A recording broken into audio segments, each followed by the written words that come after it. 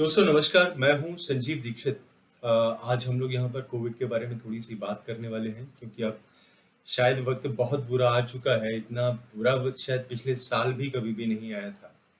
जब हमारे पास सबसे ज़्यादा नंबर ऑफ केसेज़ थे तब भी शायद इतने नहीं थे। आज की डेट में हमारे पास ऑन एन एवरेज देखा जाए तो साढ़े 3 लाख केसेज़ हर रोज़ आते हैं, मरने वालों की संख्या बहुत ज़्यादा हो गई है और आज का अगर आंकड़ा देखें तो 4400 लोग मर चुके हैं। This is a recorded data. यहाँ पर हम शायद आपको न्यूज़ की बातें नहीं करेंगे क्योंकि बहुत सारी न्यूज़ दिन भर आप यूट्यूब चैनल पर देखते हैं, दिन भर आप न्यूज़ चैनल्स पर ही देखते हैं। हर रोज़ वही रिपीटेड डेटा आता है, हर रोज़ वही खबरें आती हैं, जहाँ से भी आप सुनोगे आपको सिर्फ़ खराब ही खबरें सुनाई देंगी। सो हमारा जो फ़ोकस है, वो कुछ अलग है। हम लोग इस बारे में बात करते हैं कि अभी तक हम लोगों के पास कोरोना से रिलेटेड कोई भी जानकारी नहीं है। ना ही हमें ये पता है कि कोविड है क्या, कैसे आता है, क्यों आता है और अगर हम स्वास्थ्य संगठनों का रवैया जो देखें, वो रवैया भी अ, भरोसे के लायक नहीं कहा जा सकता। फॉर एग्ज़ाम्पल अगर हम पिछले साल को देखते हैं, तो पिछले साल हमारे पास शुरुआत में एक रिपोर्ट आई थी कि जो लोग ड्रिंक करते हैं, जिनकी ड्रिंकिंग हैबिट्स हैं, उनको कोरोना नहीं होगा। ये खबरें हमारे पास तब आई थी जब वुहान में वायरस ये बहुत तेज़ी से फैल रहा था और धीरे-धीरे बाकी देशों में भी ये स्प्रेड कर रहा था। बट इन खबरों को धीरे-धीरे गलत बताया जाने लगा। इंडिया में भी ये हालत हुई, अल्कोहल शॉप्स वगैरह को भी बंद कर दिया गया। इसके बाद बहुत सारी और खबरें आईं। कई लोगों ने कहा कि आपको योगा करना चाहिए, कई लोगों ने कहा आपको मेडिटेशन करना चाहिए, कई लोगों ने घरेलू नुस्ख़ों को भी एक तरह से इलाज बताया। हमने कई हद तक वो भी किया। प्रधानमंत्री ने खुद सभी से आह्वान किया कि लोग थाली बजाएँगे, घंटा बजाएँगे, शंख बजाएँगे और उससे ये ठीक हो जाएगा या हम लोग एक ब्रेक कोरोना चेन को दे पाएँगे, पर ऐसा भी नहीं हुआ। सच्चाई क्या थी इसके पीछे? अगर मैं रिपोर्ट्स की बात करूँ तो बहुत सारी रिपोर्ट्स हमारे पास आई हैं। आज की डेट में कोविड-19 एक सर्टिफ़ाइड वायरस है, जो म्यूटेंसी भी लाता है। कमाल की बात ये है कि जनवरी, फरवरी, मार्च और अप्रैल में जो हमारे पास म्यूटेंट्स हमें दिख रहे थे, वो आज की डेट में खबरों से बाहर हैं। धीरे-धीरे ये म्यूटेंट्स चले गए, बट हमें आज तक ये नहीं पता चला कि ये म्यूटेंट्स बाहर क्यों चले गए। अगर आप इसमें डब्ल्यूएचओ का रवैया देखें तो आपको ये समझ में आएगा कि जब भी कोई भी रिपोर्ट इस बारे में आई है, जब भी कुछ भी आया है, तो डब्ल्यूएचओ ने सिर्फ़ उसका खंडन किया है। कभी हमें ये नहीं बताया गया कि जो भी रिपोर्ट आई थी, वो एक साइंटिफिक रिपोर्ट थी। उस रिपोर्ट के पीछे अगर किसी ने कोई तर्क दिया था, तो वो तर्क क्या था? मसलन 5G से रिलेटेड एक रिपोर्ट इटली से आई थी जिसमें खंडन करके सिर्फ इतना कहा गया कि इटली वो पहला देश नहीं था जिसने ऑटोप्सी को परफॉर्म किया था। ये चाइना में कहीं हुआ था। ये भी हमसे कहा गया कि 5G रेडिएशन का कोविड-19 से कोई लेना-देना नहीं है क्योंकि कोविड-19 वहाँ भी फैल रहा है जहाँ पर 5G का ट्रायल अभी तक शुरू नहीं हुआ या फिर टेस्टिंग अभी शुरू नहीं हुई। ये बहुत ही ज़्यादा सॉलिड पॉइंट थे। पर हमें आज तक कभी भी ये नहीं बताया गया कि 5G रेडिएशन की अगर खबर को लीक किया गया था या फिर अगर इस पर कोई भी शोध किया गया था, तो क्यों किया गया था? इसके अलावा बचपन से हम आज तक पढ़ते आए हैं कि किसी भी माइक्रोब, किसी भी बैक्टीरिया या किसी भी वायरस को आगे बढ़ने के लिए एक मीडिया चाहिए होता है जो होता है मॉइस्चर। मॉइस्चर के बिना ये सर्वाइव नहीं कर सकता। इसको आप सिंपल तरीके से ऐसे समझें कि जब हम घर पे एक रसीली सब्जी बनाते हैं और एक सूखी सब्जी बनाते हैं, तो क्योंकि सूखी सब्जी करी होती है, ऑयल उसमें ज़्यादा होता है, वर्क्स लाइक अ प्रिजर्वेटिव, पानी उसमें नहीं होता। इस वजह से वो ज़्यादा समय तक हम रख सकते हैं। जबकि जो रसीली सब्जी होती है उसमें वेजिटेबल्स में फर्मेंटेशन शुरू हो जाता है, वो सड़नी शुरू हो जाती है। और इसी वजह से हम ताज़ा फलों को ज़्यादा दिनों तक नहीं रखते, लेकिन अगर आप ड्राई फ्रूट की बात करें क्योंकि उसमें मॉइस्चर नहीं होता, उसको हम लोग 6 महीने, 8 महीने, साल भर भी रखते हैं। यही हाल हमारे यहाँ अचारों का भी है। बीच में हमारे पास कुछ लोगों ने ये भी कहा कि भई आपको गर्म पानी की विक्स की भाप लेनी चाहिए, इससे फेफड़ों को आपके आराम मिलेगा। आज तक हमें कभी भी किसी ने ये नहीं बताया कि अगर इसको रिकमेंड नहीं किया जा रहा है तो इसका कारण क्या है? हाँ, हमें ये ज़रूर बताया गया कि इसके कोई फ़ायदे नहीं हैं और ऐसा कोई भी प्रमाण नहीं मिला है। आप इस बात को हमेशा याद रखिए, ये उन चीज़ों का खंडन करने में अ, शायद सक्षम हुए हैं, शायद ये हमें विश्वास दिलाने में सक्षम हुए हैं कि जो हम सदियों से करते आ रहे हैं, जो हम हज़ारों सालों से करते आ रहे हैं, उसका कोई फ़ायदा नहीं है। इन्होंने ये कभी भी नहीं कहा कि वो करने से कोई भी नुकसान होगा या भाप लेने के लिए मैं कह सकता हूँ उन्होंने कहा है कि इसका नुकसान भी हो सकता है। पर इसके पीछे के कारण हमें कभी भी नहीं दिए गए, हमें नहीं बताया गया कि इसके पीछे का कारण क्या है। अगर उन्होंने इस बारे में कोई शोध भी किया है, तो उस शोध के रिज़ल्ट्स क्या हैं? शोध परफ़ॉर्म करने का तरीका क्या होता है? सीधी-सीधी बात आप मोटी-सी मान के चलें तो कोई भी स्वास्थ्य संगठन जो होता है, वो अपनी मेडिकल रिसर्च करता है। उनके ज़्यादातर जो भी सॉल्यूशंस होते हैं, वो उन्हीं से जुड़े हुए होते हैं, जो रिसर्च का डेटा उनके पास होता है और जिसको वो वैलिडिटी देते हैं। इसके अलावा किसी भी कंट्री से कोई भी रिपोर्ट आती है, वो उसको नहीं मानते। फॉर एग्ज़ाम्पल चाइना ने, जिसके लिए आज कहा जाता है कि कोविड से मुक्त हो चुका है या वहाँ से नंबर ऑफ केसेज़ नहीं आ रहे हैं। अभी 2-4 दिन पहले किसी ने एक वीडियो डाला था न्यूज़ चैनल में कि वुहान में एक बड़ा-सा म्यूज़िक फेस्टिवल भी चल रहा है। चाइना ने भी एक रिपोर्ट दी थी जिसमें उन्होंने ये कहा था कि मास्क लगाने का या ना लगाने का कोई फ़ायदा या नुकसान कोविड में नहीं है। ऐसा उन्होंने अपनी रिसर्च रिपोर्ट में कहा था, जिसका खंडन डब्ल्यूएचओ के द्वारा किया गया और इस रिपोर्ट को भी दबा दिया गया। ख़ास क्या था इसमें? आज की डेट में अगर हम बात करें तो कल कल दिन भर न्यूज़ में रहा कि छोटा राजन जो है वो कोविड की वजह से मारा गया, एम्स में वो भर्ती था। सच्चाई ये है कि वो अभी तक ज़िंदा है, पर ख़ास बात जो नोट करने की है कि हमें ये बताया गया कि छोटा राजन मर गया या हमें शाम तक ये भी बताया गया कि छोटा राजन नहीं मरा। ख़ास बात ये है कि उसकी सुरक्षा में 16 से ज़्यादा लोग जेल से बाहर रहते हैं, एम्स जैसी जगह पर। एक पूरी पुलिस की टीम तैनात रहती है। जेल में उसको तिहाड़ जेल में जहाँ पर रखा जाता है, वो सबसे ज़्यादा सुरक्षित जेल है। उसे किसी और को देखने की, मिलने की, बात करने की इजाज़त नहीं है। वो एक बंद कोठरी में, बंद ताले में रहता है। उसको जो खाना दिया जाता है, वो भी पैक करके दिया जाता है। कमाल की बात ये है कि आज की डेट में जब फ्रंट वायर वॉरियर्स को वैक्सीन्स लग रहे हैं, जब गवर्नमेंट सबसे ज़्यादा एहतियात बरत रही है, आज की डेट में अगर आप किसी गवर्नमेंट ऑफिशियल से मिलने जाते हैं, तो वहाँ पर आपको एक बात नज़र आएगी कि बिल्डिंग में घुसने के लिए भी आपको अंदर से रिटन में या फ़ोन पर कन्फर्मेशन चाहिए। उसके बाद ही आप जा सकते हैं। ऐस इस हालात में तिहाड़ जेल में क्या स्टाफ को वैक्सीनेट नहीं किया गया था? दूसरा, हमारे घर पर जो आज की डेट में काम करने के लिए जो भी सर्वेंट हैं, मेड सर्वेंट हैं, वो आते हैं। उनको ये कहा जाता है कि हर 15 दिन में आप अपना आरटी-पीसीआर करवाइए। क्या तिहाड़ जेल के स्टाफ को आरटी-पीसीआर भी आज तक नहीं करवाया गया?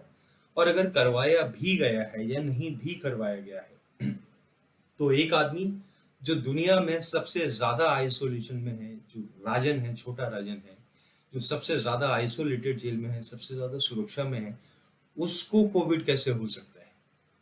इसके अलावा कुछ और भी खबरें हमारे पास आई थी, जैसे पिछले साल नासा ने ये कन्फर्म किया कि इंटरनेशनल स्पेस स्टेशन में भी एक बैक्टीरिया पाया गया था खाने की टेबल पर, which is next to impossible, क्योंकि वहाँ पर साल भर से ऊपर से ज़्यादा टाइम से कोई गया ही नहीं। जब कोई अर्थ से गया नहीं, तो वहाँ पर बैक्टीरिया अपने आप कैसे पहुँचा?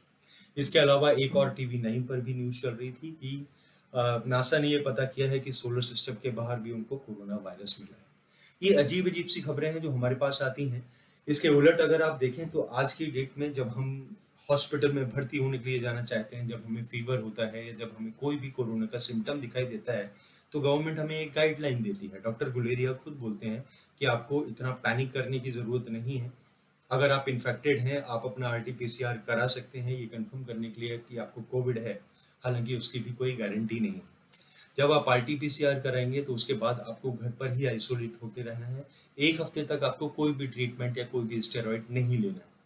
इसके बाद में जब आप अपना टेस्ट कराएँगे दोबारा से, अगर कोविड पॉज़िटिव आप निकलते हैं, आपको हॉस्पिटल तभी और सिर्फ़ तभी जाना है जब आपका ऑक्सीजन लेवल 85 टू 90 पहुँच जाता है। 85 टू 90 पहुँचने के बाद में जब आप एक इमरजेंसी सिचुएशन में पहुँच जाएँगे, तब आप हॉस्पिटल के लिए खोजबीन शुरू करेंगे, अपने दोस्तों को बोलेंगे। जब आप हॉस्पिटल जाएँगे, तो लोग कहेंगे आपको कि आपके पास बेड अवेलेबल नहीं है। अगर आपके पास बेड अवेलेबल हो गया, तो आपको कहा जाएगा ऑक्सीजन अवेलेबल नहीं है। आप हर चीज़ अपनी तरफ से जुगाड़ करने की कोशिश करेंगे। सो जब आपको सारी कुछ सुविधाएँ आप अपनी तरफ से अरेंज कर लेंगे, उसके बाद में आपको एडमिट कराया जाएगा। इसके बाद भी आप देख रहे होंगे कि काफ़ी सारे केसेज़ ऐसे हैं जहाँ पर हॉस्पिटल एडमिट होकर आदमी घर आया ठीक होने के बाद, उसके 8-10 घंटे बाद, 1 दिन बाद, 2 दिन बाद, तो वो आदमी गुज़र गया। मेरा कहना सिर्फ ये है कि अगर मीडिया ये दिखाता है कि छोटा राजन को कोविड हुआ था, वो ये क्यों नहीं दिखाता कि छोटा राजन को कोविड हुआ कैसे था? मेरा कहना ये है कि अगर ऑक्सीजन की इतनी मारामारी चल रही है और डॉक्टर्स या हॉस्पिटल्स 1 लाख रुपए हर दिन का चार्ज कर रहे हैं, तो मीडिया ये क्यों नहीं दिखाता कि जो लोग वहाँ से हॉस्पिटल से ठीक होके गए थे, जिनको कोविड पॉजिटिव था, घर जाने के बाद उनका क्या हुआ? ऐसा डेटा हमारे पास चाहिए, क्योंकि आज तक आपको एक सच्चाई मैं बताऊँ, इटली से 5G रेडिएशन के कनेक्शन को लेके जो भी रिपोर्ट्स आई थी, उनका बेस था एक ऑटोप्सी रिपोर्ट। वो ऑटोप्सी आपको कभी भी नहीं दिखाएगी। आज हम आपको दिखाते हैं कि वो ऑटोप्सी रिपोर्ट में क्या था। ये छोटी-सी रिपोर्ट है, शायद 2-4 स्लाइड हम देखेंगे, एग्ज़ैक्टली समझेंगे कि इसमें होता क्या है और उसके बाद में इसके बारे में बात करते दोस्तों ये वीडियो है डॉक्टर माइक हैंसन का। इन्होंने काफ़ी सारी रिपोर्ट्स दी हैं एंड ये कुछ उन लोगों में से हैं जिन्होंने बहुत अच्छी ऑटोप्सी रिपोर्ट दी हैं उन पेशेंट्स की जो कोविड से पीड़ित थे। सो जैसा कि आप देख सकते हैं इस रिपोर्ट में कि इन्होंने जो जो भी ऑटोप्सीज इन्होंने दी उनमें से कई लोगों को लंग इन्फेक्शन था, सार्स कोविड 2 आरएनए उनके लंग्स में मिला था। इसके अलावा 12 में से 9 लोग थे जिनको थ्रोट में मिला, गले में मिला, और 6 लोग थे जिनको ब्लड स्ट्रीम में मिला या आप कह सकते हैं वेन्स में मिला या आर्टरीज में मिला। आपको भी ये पता है कि गले से ये इन्फेक्शन रिकॉग्नाइज होता है, ये बात पक्की है, बट लंग्स में ये इन्फेक्शन या आर्टरीज में अगर ये इन्फेक्शन होता है तो इन 2 तरीक़ों से लोगों की मौत भी हो रही है। आइए हम देखते हैं इनको एग्जैक्टली मिला क्या था, समझने की कोशिश करते हैं। मैं बीच बीच में आपको बताता जाऊँगा। In 5 patients, they had viral RNA in other tissues like heart, liver, brain, and kidney. Not only did they have the virus there, but the levels were higher in those tissues compared to the blood. Here's a picture from a different autopsy that was not part of this study, where the virus was actually visualized in the kidney using electron microscopy. So what is this telling us? It tells us that the virus is binding to those ACE2 receptors in those organs. So in some people who died of COVID, they had the virus in other organs besides the lungs. But, and this is a big but, they did not die as a result of that virus being in those different organs. They died as a result of lung complications. Also, an important takeaway from this is that all 12 had it in their lungs and 9 out of the 12 had it in their throat. सो अगर आप इस बात को समझ रहे हो तो वो कहने की कोशिश ये कर रहे हैं कि जो भी लोग मर रहे हैं इसमें, वो वायरस की वजह से नहीं मर रहे हैं, वो लंग्स के या आपके फेफड़ों के डिसफंक्शन की वजह से मर रहे हैं। और जल्दी ही ये हमें दिखाएंगे कि लंग्स या हमारी वेन्स या आर्टरीज की एक्चुअल कंडीशन क्या होती है इस वायरस के लगने से। Not from this study that we're talking about now, but basically demonstrating the exact same thing. Both lungs have extensive consolidations, ground glass opacities, which represent extensive inflammation. These are also known as pulmonary infiltrates. And you can see the difference compared to a normal CT scan of the chest, which doesn't have any pulmonary infiltrates. In 4 cases out of the 12, massive pulmonary embolism, meaning massive blood clots in the pulmonary arteries, was the cause of death. In another 3 cases out of the 12, they had blood clots in their large veins of their legs, meaning DVT, without having pulmonary ये आपके और हमारे tissues की हालत होती है Covid से infect होने के बाद। in the veins that surround the prostate gland. In all 12 cases, the cause of death was found within the lungs or the pulmonary vascular system, meaning within the pulmonary arteries. For the ones who didn't die of having a large pulmonary emboli, they died of the extensive inflammation within the lungs, meaning pneumonia. So doctor Hanson ये बताना चाहते हैं कि most of the cases में virus death का कारण नहीं था। जो डेथ का कारण था वो था लंग्स का डिसफंक्शन या फिर आपकी आर्टरीज का ब्लॉक होना। इससे हमें सिर्फ ये पता चलता है कि ये वायरस की तरह इफ़ेक्ट नहीं कर रहा है। बेसिकली इसको हम इस तरीके से कह सकते हैं कि आपके जो भी टिश्यूज़ हैं वो स्वेलन होते हैं, उसमें ब्लड क्लॉट्स क्रिएट होते हैं, उनका साइज़ बढ़ जाता है, जिस वजह से अगर आपकी वेन्स में या आर्टरीज़ में ये प्रॉब्लम है तो आपको एक कंप्रेशन का इशू होता है जिसकी वजह से ब्लड सर्कुलेशन स्लो हो जाता है। अगर हम लंग्स की बात करें तो आपको सांस लेने में परेशानी होती है क्योंकि सांस लेने के लिए स्पेस ही नहीं बचता है। आपके जो लंग्स हैं वो ब्लैडर की तरह फूल जाते हैं। with ARDS. In these cases, ये The आपके lungs लंग्स are हैं। wet and heavy, much like a sponge that is saturated with water. The surfaces of the lung often had a distinct patchy pattern, with pale areas alternated with slightly protruding and firm, deep reddish blue, hypercapillarized areas. This is indicative of areas of intense inflammation with endothelial dysfunction that can be seen at the microscopic level. When they look at slices of the lungs under the microscope, they found diffuse alveolar damage in 8 cases out of 12. ये artillery damage है। Specifically, they saw hyaline membrane formation, tiny clots in the capillaries, and capillaries that were engorged with red blood cells and other inflammatory findings. All the in short, अगर आपको सांस लेने में परेशानी हो रही है, या आपकी बहुत बुरी हालत है, या आपका ऑक्सीजन लेवल 85 या 90 के बीच में पहुंच चुका है, तो काफ़ी कुछ डैमेज ऑलरेडी हो चुका है जो परमानेंट है, और इसका ट्रीटमेंट अभी तक डॉक्टर्स के पास नहीं है। तो ऑटोप्सी रिपोर्ट की रिजल्ट जो है, वो रिजल्ट आपको ये बताता है कि ये वायरस की तरह का बिहेवियर कर ही नहीं रहा है। एग्जैक्टली होता क्या है, जब आप इन्फेक्टेड होते हैं तो ये आपकी वेन्स, आपकी आर्टरीज और आपके जो लंग्स हैं, उसमें जो भी आपके टिश्यूज हैं उनको वाइब्रेट करता है, उसको मैनिपुलेट करता है, उसमें स्वेलिंग आती है, उसमें आपको ब्लड क्लॉटिंग हो जाती है। तो आप इससे एक तरह से ऐसे मान के चलिए कि अगर आपका जो लंग है, आपका जो फेफड़ा है, अगर वो एक गुब्बारे की तरह हम माने, तो जब तक आप 85 या 90 ऑक्सीजन लेवल पर पहुंचेंगे, तब तक आपके इस गुब्बारे में जो इतनी जगह है वो सिर्फ इतनी सी बचेगी। 2/3 आपका फेफड़ा ऑलरेडी स्वेल कर चुका होगा, वहां अंदर ब्लड क्लॉटिंग्स होगी, उसमें स्वेलिंग आ चुकी होगी।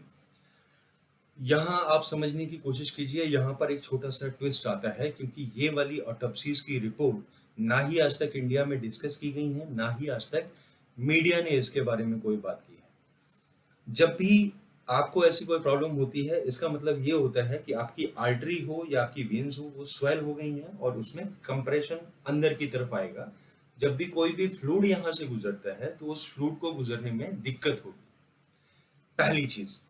दूसरी चीज ये कि अगर ये फेफड़ों में होता है, तो मैं वापस से आता हूँ भाप की बात पर। जब भी आप गर्म स्टीम की भाप लेंगे और जब फेफड़े में अंदर खून के क्लॉट होंगे या आप कहें कि छाले पड़े होंगे, तो आपको उससे जलन का एहसास होगा, आपको और ज्यादा परेशानी होगी। सो गर्म चीज इसलिए आपको नुकसान करेगी। मैं माफी चाहता हूँ इस बात के लिए कि हमें ये बताया गया है कि आप गर्म पानी की भाप ना लें, पर ये नहीं बताया गया है कि आप क्यों ना लें। So this could be one reason. दूसरी चीज ये है कि कई लोगों को हम सुन रहे होंगे, सरदाना की भी अभी मौत हुई है। मैं इसे कहता हूं कि शायद हम लोग टाइमली एक्शन ले सकते थे। शायद यही कारण था कि उनकी जो मौत हुई थी वो एक हार्ट अटैक से हुई है। कई लोग ऐसे भी हैं जो हार्ट अटैक की वजह से मारे जाते हैं, टाइमली उनको ब्लड थिनर भी नहीं दिया गया। अगर आपकी आर्टरीज मोटी हो रही हैं, तो पक्की बात है ये ब्लड का रास्ता रोकेंगी। ऐसे में अगर ब्लड आपका मोटा होगा या थिक होगा, तो उसे जाने में प्रॉब्लम होगी, जिसकी वजह से आपको हार्ट संबंधित परेशानियां आ सकती हैं और आपकी मृत्यु भी हो सकती है। मैं सिर्फ ये कहना चाहता हूँ कि क्या पूरे इंडिया में या क्या पूरे वर्ल्ड की बात तो मैं नहीं जानता, बट इंडिया में मैं जानता हूँ कि जो मौतें हो रही हैं वो कैसे हो रही हैं। क्या हम लोग जानते हैं सच में कि ये सच्चाई है? मैं नहीं मानता कि किसी को ये पता ही नहीं कि एग्जैक्टली ऑटोप्सी रिपोर्ट में क्या आया हुआ है और ये कैसे परफॉर्म कर रहा है। दूसरी बात ये, अगर हम लोग ये जानते हैं तो जिनको हार्ट की प्रॉब्लम थी, क्या हमने उन्हें ब्लड थिनर दिया था?